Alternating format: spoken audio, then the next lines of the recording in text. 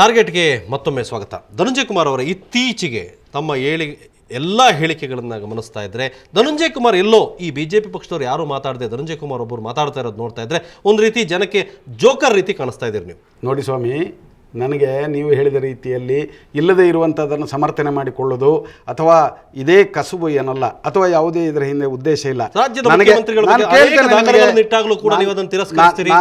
ವರದಿ ಸೋರಿಕೆ ಅದ್ರಲ್ಲಿ ಬಂದ ಮಾತುಗಳನ್ನು ನಾವು ತಪ್ಪು ಅಂತ ಹೇಳ್ತೀರಿ, ನಾವು ಅದನ್ನು ತಿರಸ್ಕರಿಸ್ತೀವಿ, ಅದನ್ನು ಒಪ್ಪೋದು ಹೇಗೆ ಅಂತ ಅಂತೀರಿ. ಹೌದು, ಏನಾದರೂ ಉದ್ದೇಶ ಇರಬೇಕಲ್ಲ. ನನಗೆ ಅಗ್ಗದ ಪ್ರಚಾರ ಪ್ರಿಯತೆ ಅವಶ್ಯಕತೆ ಇಲ್ಲ. ನಾನೊಬ್ಬ ಪ್ರಾಮಾಣಿಕ ಕಾರ್ಯಕರ್ತ. ನನ್ನ ಪಕ್ಷದ ಹೆಸರು ಕೆಡಬಾರದು. ನನ್ನ ಪಕ್ಷದ ಸರ್ಕಾರ ಅದನ್ನು ದುರುದ್ದೇಶದಿಂದ ಕೆಡವುವಂಥ ಪ್ರಯತ್ನ ಯಾರು ಕೂಡ ಮಾಡಬಾರದು. ನನ್ನ ಪಕ್ಷದ ನಾಯಕರು ಅವರ ವಿರುದ್ಧ ನಿರಾಧಾರವಾದ ಅದನ್ನೇ ಕೇಳ್ತಾ ಇದ್ದೀನಿ. ಇಡೀ ಬಿಜೆಪಿ ರಾಜ್ಯ ಬಿಜೆಪಿ ಪಕ್ಷವನ್ನ ಸರ್ಕಾರವನ್ನ ಧನಂಜಯ ಕುಮಾರ್ ತಲೆ ಮೇಲೆ ಇಟ್ಟಿದ್ದಾರಾ? ನಾನು ಮಾಡಿದರೆ ತಪ್ಪೇನು? ಅದಕ್ಕೆ ಉತ್ತರ ಇದೆಯಾ? ನೀವು ಹೇಳಿದ ನಿಮ್ಮ ಹೇಳಿಕೆಗೆ ಏನು ಶಕ್ತಿ ಇದೆ? ಧನಂಜಯ ಕುಮಾರ್ ಈ ರೀತಿ ಒಂದು ಹೇಳಿಕೆ ಕೊಟ್ಟರಪ್ಪ, ಇದನ್ನು ಸಮರ್ಥಿಸ್ಕೊಂಡ್ರು, ಇನ್ನು ಅಲೋಲ ಕೊಲೋಲ ಆಗುತ್ತೆ ಅನ್ನೋದೇನೋ ಇದೆಯಾ? ಹಾಗಿದ್ರೆ ಅದ್ರ ಬಗ್ಗೆ ನೀವು ಯಾಕೆ ತಲೆ ಕೆಡಿಸ್ಕೊಳ್ತೀರಿ? ಧನಂಜಯ ಕುಮಾರ್ನ ಹೇಳಿಕೆಗೆ ಏನೂ ಬೆಲೆ ಇಲ್ಲ. ಧನಂಜಯ ಕುಮಾರ್ ಮಾಡಿಕೊಳ್ಳುವಂಥ ಸಮರ್ಥನೆ ಅದು ನಿರರ್ಥಕ. ಯಾಕೆ ತಲೆ ಕೆಡಿಸ್ಕೊಳ್ತೀರಿ? ಬಿಟ್ಬಿಡಿಯಲ್ಲ. ಈಗ ಪ್ರಶ್ನೆ ಇರೋದು ಅದಲ್ಲ, ಇಲ್ಲೇ ಇರುವುದು ಮೂಲ ಗುಟ್ಟು. ಹಮೀದ್ ನನ್ನ ಮೇಲೆ ಈ ರೀತಿಯಲ್ಲಿ ನನ್ನ ಹೆಸರನ್ನು ಪತ್ರಿಕೆಯಲ್ಲಿ ಬರೆಸಿ ನನ್ನ ಹೆಸರಿನ ಬಗ್ಗೆ ಇಷ್ಟೆಲ್ಲ ಪ್ರಚಾರ, ಅದಾದ ಮೇಲೆ ನಾನು ಏನೋ ಒಂದು ದುರಂತ ಮಾಡಿದ್ದೇನೆ ಅಂತ ಹೇಳುವಂಥ ರೀತಿಯಲ್ಲಿ ಪ್ರತಿಬಿಂಬಿಸುವಂಥ ಪ್ರಯತ್ನ ಯಾಕೆ? ನನ್ನ ದೃಷ್ಟಿಯಲ್ಲಿ ನೀವು ಹೇಳಿದ್ದೇ ಇದಕ್ಕೆ ಕಾರಣ. ಮುಖ್ಯಮಂತ್ರಿಯನ್ನು ಪ್ರಬಲವಾಗಿ ಸಮರ್ಥನೆ ಮಾಡಿಕೊಳ್ಳುವಂಥ ಒಬ್ಬ ವ್ಯಕ್ತಿ ಇಲ್ಲಿದ್ದಾನೆ. ಈ ವ್ಯಕ್ತಿಯನ್ನು ಮಾನಸಿಕವಾಗಿ ಕುಗ್ಗಿಸಬೇಕು, ಈ ವ್ಯಕ್ತಿಯ ಬಾಯಿಯನ್ನು ಯಾವುದಾದ್ರೂ ರೀತಿಯಲ್ಲಿ ಮುಚ್ಚಿಸಬೇಕು. ಅದಾದಾಗ ಮುಖ್ಯಮಂತ್ರಿ ತನ್ನಿಂದ ತಾನಾಗಿ ಅವರು ದುರ್ಬಲರಾಗ್ತಾರೆ. ನಾನು ಅಂಥ ಪ್ರಯತ್ನ ಮಾಡುವಂಥವರಿಗೆ ಹೇಳ್ತೇನೆ, ನನ್ನ ಬಾಯಿ ಮುಚ್ಚಿಸಲಿಕ್ಕೆ ಎಂದಿಗೂ ಸಾಧ್ಯ ಇಲ್ಲ. ಯಾರಿಗೂ ಕೂಡ ಸತ್ಯವನ್ನು ನಾನು ಮಾತಾಡ್ತಾನೆ ಇರ್ತೇನೆ. ನಾನು ಖಂಡಿತ ಏನ್ ಬೇಕಾದ್ರೂ ಡೀಲು ವ್ಯವಹಾರ ಏನಿದ್ರು ಬಿಡೋದೇ ಇಲ್ಲ. ಮುಖ್ಯಮಂತ್ರಿನ ಸಮರ್ಥಿಸೋದಿಲ್ಲ. ಅದನ್ನೆಲ್ಲ ಸೇರಿಸಬೇಡಿ. ನಾವು ಎಂದು ಡೀಲ್ ಮಾಡಿದಂಥವರಲ್ಲ, ಯಾವುದೇ ವ್ಯವಹಾರ ಮಾಡಿದಂಥವರಲ್ಲ. ನನ್ನ ಸಾರ್ವಜನಿಕ ಜೀವನ ಸ್ವಚ್ಛ ಇದೆ, ಶುದ್ಧ ಇದೆ. ಈಗಲೂ ಕೂಡ ರಾಜ್ಯದ ಮುಖ್ಯಮಂತ್ರಿಗಳನ್ನ ಸಮರ್ಥಿಸ್ತೀರಿ ನೀವು? ಖಂಡಿತ. ಈ ಬಂದಿರೋ ಎಲ್ಲ ಆರೋಪಗಳನ್ನು ಸಮರ್ಥಿಸ್ತೀರಿ? ಏನು ಆರೋಪ ಬಂದಿದೆ ಹೇಳಿ ನೀವು? ದೆಹಲಿ ಈಗ ಬಂದಿರುವಂಥದ್ದು ಹಮೀದ್ ಹೊಸ್ತೇನಲ್ಲ, ಇದು ಬಹಳ ಹಳೆಯ ಪುರಾಣ.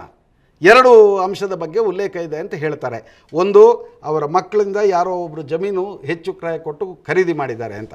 ಇನ್ನು ಎರಡನೇದು, ಅವರ ಮಕ್ಕಳು ನಡೆಸುವಂಥ ಶಿಕ್ಷಣ ಸಂಸ್ಥೆ ಟ್ರಸ್ಟ್ ಏನಿದೆ ಅದಕ್ಕೆ ಯಾರೋ ಡೊನೇಷನ್ ಕೊಟ್ಟಿದ್ದಾರೆ ಅಂತ. ಈ ಎರಡೂ ಕೂಡ ಪಾರದರ್ಶಕವಾಗಿದೆ ಅಂತ ಇರ್ತಾವೆ. ಖಂಡಿತ. ಅದಕ್ಕೆ ಅಕೌಂಟ್ ಇದೆ. ಲಂಚ ತಗೊಂಡ್ರೆ ಪಾರದರ್ಶಕ. ಚೆಕ್ನಲ್ಲಿ ಕೊಟ್ಟದ್ದು ಲಂಚ ಅಲ್ಲ, ಚೆಕ್ನಲ್ಲಿ ಕೊಟ್ಟದ್ದು ಅಕೌಂಟ್. ಲಂಚ ಇದುವರೆಗೆ ಎಲ್ಲಿಯಾದರೂ ಚೆಕ್ನಲ್ಲಿ ಯಾರಾದರೂ ಕೊಟ್ಟದ್ದು ನೀವು ಇದ್ರೆ ನನಗೆ ಗೊತ್ತಿಲ್ಲ. ಅದನ್ನು ಲಂಚ ಅಂತ ನೀವು ಕರೆದ್ರೆ ನಾನು ನಿಮ್ಮ ಬಗ್ಗೆ ಕನಿಕರ ವ್ಯಕ್ತ ಅದನ್ನೇ ನಾನು ಹೇಳ್ತಾ ಇರುವಂತದ್ದು. ನ್ಯಾಯಾಲಯದಲ್ಲಿದೆ, ತನಿಖೆಗೆ ಬಾಕಿ ಇದೆ. ಹೊಸ್ತೇನು ಹೇಳಿದಿರಿ ನೀವು? ಕೊನೆಗೂ ಹೇಳ್ತೀರಿ, ಯಾರು ಏನು ಬೇಕಾದರೂ ಹೇಳ್ಕೊಳ್ಳಿ, ಧನಂಜಯ ಕುಮಾರ್ ನಿಲ್ಲಿಸೋ ಪ್ರಶ್ನೆನೇ ಇಲ್ಲ. ಈ ರೀತಿ ಕೆಲಸ ನಾನು ಮುಂದುವರಿಸ್ತೀನಿ, ನಾನು ಹೇಳಿಕೆ ಕೊಡೋದೆ, ಸಮರ್ಥಿಸ್ಕೊಳ್ಳೋದೆ, ನಾನು ಇರೋದೇ ಹೀಗೆ ಅಂತ ಇರ್ತಾವೆ. ಧನಂಜಯ ಕುಮಾರ್ನ ಸತ್ಯನಿಷ್ಠೆ, ಧನಂಜಯ ಕುಮಾರ್ನ ಪ್ರಾಮಾಣಿಕತೆ, ಸರಿ ಈಗ ನೀವಾಗಲೇ ಹೇಳಿದ್ರೆ ಧನಂಜಯ ಕುಮಾರ್ನ ಬದ್ಧತೆ, ಪಕ್ಷದ ಬಗ್ಗೆ, ತತ್ವದ ಬಗ್ಗೆ ಇದನ್ನು ಯಾರೂ ಪ್ರಶ್ನೆ ಮಾಡುವ ಹಾಗಿಲ್ಲ. ಧನಂಜಯ ಕುಮಾರ್ ಹಾಗಾದರೆ ರಾಜ್ಯ ಸರ್ಕಾರವನ್ನು ಬಿಜೆಪಿಯನ್ನು ಸಮರ್ಥಿಸ್ತೀರಿ, ತಾವು ಹಿಂಗೆ ಇರ್ತೀರಿ, ಯಾರೇನು ಬೇಕಾದ್ರೂ ಹೇಳ್ಕೊಳ್ಳಿ, ನಾನೇನು ತಲೆ ಕೆಡಿಸ್ಕೊಳ್ಳಲ್ಲ ಖಂಡಿತ. ನಾನು ನಿಮಗೆ ಅದನ್ನು ಹೇಳಬಾರ್ದು, ನನಗೆ ಗೊತ್ತಿಲ್ಲ. ನಾಳೆ ಪಕ್ಕನೆ ಅವಕಾಶ ಪುನೊಮ್ಮೆ ಬರಬಹುದು ಅಥವಾ ನಾನು ಅದನ್ನು ಮಾಡಬೇಕು. ಈಗ ಸರ್ಕಾರ ಅಲ್ಲದೇ ಇದ್ರೆ ಜನರನ್ನು ಯಾವುದೋ ದೃಷ್ಟಿಯಲ್ಲಿ ಯಾವುದೋ ರೀತಿಯಲ್ಲಿ ಓಲೈಸಿಕೊಳ್ಳಬೇಕು ಅಂತ ಹೇಳುವಂಥ ಅಗತ್ಯ ನನಗಿಲ್ಲ. ಇಷ್ಟು ಸುದೀರ್ಘ ಅವಧಿ ರಾಜಕಾರಣದ ಅನುಭವ ಹೊಂದಿರೋರು ಈ ಬಾರಿ ಇಷ್ಟೆಲ್ಲ ಆರೋಪಗಳು ರಾಜ್ಯದ ಮುಖ್ಯಮಂತ್ರಿ ಮೇಲೆ ಬಂದಿದೆ, ಉಳಿಯುತ್ತಾ ಉರುಳುತ್ತಾ? ಏನು ಉರುಳೋದಿಲ್ಲ, ಯಾಕಂದರೆ ಹೊಸ್ತೇನಿಲ್ಲ. ಇಲ್ಲಿ ಹುರುಳಿಲ್ಲದ ಇರುವಂಥ ಆಪಾದನೆಗಳು. ಸೊ ಹಾಗಾದ್ರೆ ಕಾನೂನಿಗಿಂತ ನಾನು ಒಂದಂಶ ನಿಮಗೆ ಲೋಕಾಯುಕ್ತರ ವರದಿಯ ಇತರ ವಿಷಯಗಳನ್ನು ವಿಶ್ಲೇಷಣೆ ಮಾಡಲಿಕ್ಕೆ ಹೋಗೋದಿಲ್ಲ ನಾನು. ಆದರೆ ಇದು ಒಂದು ನ್ಯಾಯಾಲಯದ ತೀರ್ಮಾನ ಅಲ್ಲ ಹಮೀದ್. ನಾನೊಬ್ಬ ನ್ಯಾಯವಾದಿ ಮೂಲತಃ. ನಾನು ಆ ಹಿನ್ನೆಲೆಯಲ್ಲಿ ಕೂಡ ಹೇಳೋದು ನನಗೆ ಗೊತ್ತಿದೆ.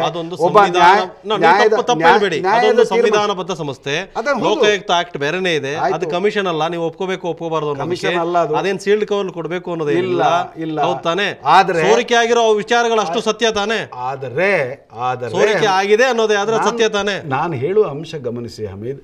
ಬಿಫೋರ್ ಕಂಡೆಮಿಂಗ್ ಎ ಪರ್ಸನ್, ಒಬ್ಬನನ್ನು ಅಪರಾಧಿ ಸ್ಥಾನದಲ್ಲಿ ನಿಲ್ಲಿಸುವುದಕ್ಕೆ ಮೊದಲು ಆ ವ್ಯಕ್ತಿಗೆ ಏನು ಹೇಳಲಿಕ್ಕಿದೆ ಅಂತೇಳಿ ಹೇಳಿಕೊಳ್ಳುವಂಥ ಅವಕಾಶವನ್ನು ಕೂಡ ಕೊಡಬೇಕು. ಇದು ನಮ್ಮ ದೇಶದ ನ್ಯಾಯದಾನ ವ್ಯವಸ್ಥೆ. ಇದಾಗೋದಕ್ಕೂ ಕಾರಣ ವ್ಯವಸ್ಥಿತ ಪಿತೂರಿ ನಿಮ್ದು ಅಲ್ಲಪ್ಪ. ಲೋಕಾಯುಕ್ತರಿಗೆ ಅವರು ಇಂಥ ಒಂದು ತನಿಖೆ ಮಾಡುವಂಥ ಸಂದರ್ಭದಲ್ಲಿ ಸಿವಿಲ್ ನ್ಯಾಯಾಲಯದ ಅಧಿಕಾರ ಕೊಡಲಾಗಿದೆ. ಅವರು ವ್ಯಕ್ತಿಗಳನ್ನು ಸಮನ್ ಮಾಡ್ಬೋದು, ಅವರ ಹೇಳಿಕೆಗಳನ್ನು ದಾಖಲಿಸ್ಬೋದು, ಬೇರೆ ಬೇರೆ ದಾಖಲಾತಿಗಳನ್ನು ತರಿಸಿಕೊಂಡು ಪರಿಶೀಲಿಸ್ಬೋದು ಅಂತ ಇದೆ. ಅದಾಗಿದೆಯಾ ಇದರಲ್ಲಿ? ನೀವು ಯಡಿಯೂರಪ್ಪನ ಬಗ್ಗೆ ಹೇಳೋದಕ್ಕೆ ಮೊದಲು ಯಡಿಯೂರಪ್ಪನನ್ನು ಕರೆದಿದ್ದೀರಾ? ಯಡಿಯೂರಪ್ಪನಿಗೆ ಸಮನ್ಸ್ ಕಳಿಸಿದ್ದೀರಾ? ಅವರ ಮಾತುಗಳನ್ನು ಕೇಳಿಕೊಂಡಿದ್ದೀರಾ? ಅಥವಾ ಹೋಗಲಿ ಯಾರೋ ಒಬ್ಬ ಟ್ರಸ್ಟಿಗೆ ಹಣ ಕೊಟ್ಟ ಅಂತ ಹೇಳಿದಿರಲ್ಲ, ಅವನನ್ನು ಕರೆಸಿದ್ದೀರಾ? ಯಾಕೆ ಕೊಟ್ಟೆ, ಅದರಿಂದ ಏನು ನಿಮಗೆ ಲಾಭ ಆಯಿತು ಕೇಳಿದ್ದೀರಾ ನೀವು?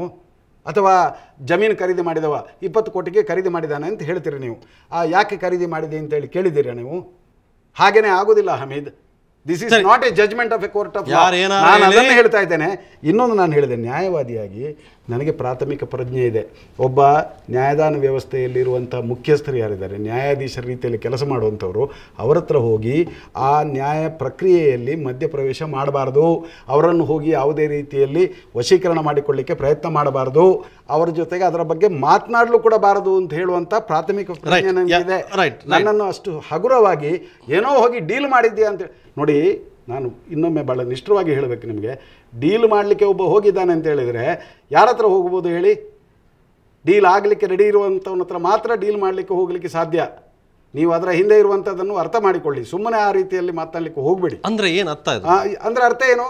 ನೀವು ಡೀಲ್ ಮಾಡಲಿಕ್ಕೆ ಬಂದಿದ್ದೀರಿ ಅಂತ ಹೇಳಿದರೆ, ಒಬ್ಬ ಡೀಲ್ ಮಾಡಲಿಕ್ಕೆ ಬಂದಿದ್ರೆ ಅದೇ ದಿವಸ ನನ್ನನ್ನು ಪೊಲೀಸರನ್ನು ಕರೆಸಿ ಬಂಧನ ಮಾಡಬೇಕಿತ್ತು. ಯಾಕೆ ಸುಮ್ಮನೆ ಕೂತ್ರಿ 7 ತಿಂಗಳು? ಹೇಳಿ ನೋಡೋಣ.